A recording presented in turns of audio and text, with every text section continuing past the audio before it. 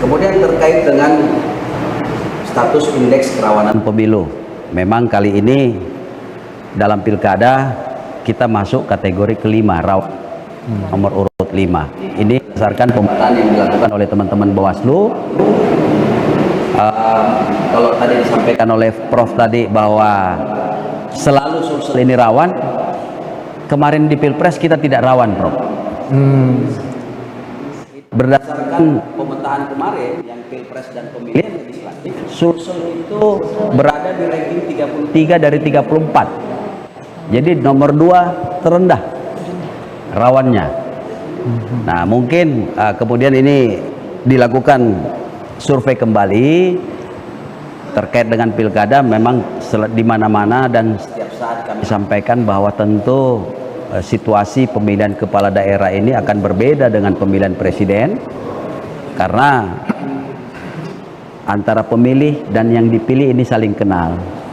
Bisa saja dalam satu rumah beda-beda pilihannya, potensi bersih tegangnya tinggi, potensi untuk bergesekan tinggi. Nah, inilah yang kemudian mungkin mempengaruhi sehingga menimbulkan hasil survei di mana bahwa Sulsel ini menjadi salah satu daerah terrawan dalam peringkat 5 untuk kali ini, untuk pilkada kali ini.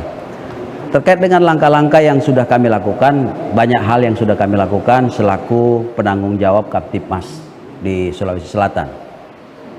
Mulai dari proses pemetaan situasi, kemudian koordinasi dengan pemangku kepentingan, saya rasa dengan penyelenggara Pak Hasbullah dari KPU, kemudian pengawas dari Bawaslu, sudah banyak kegiatan yang kami lakukan secara koordinatif, kolaboratif untuk memastikan dan mempersiapkan proses pilkada di Sulsel ini bisa berjalan sesuai dengan aturan dalam situasi yang aman dan nyaman.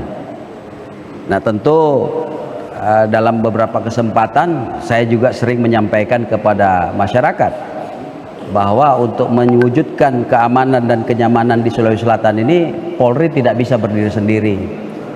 Kami harus didukung dan bergandengan tangan, kolaborasi dengan seluruh pemangku kepentingan, termasuk berbagai elemen masyarakat.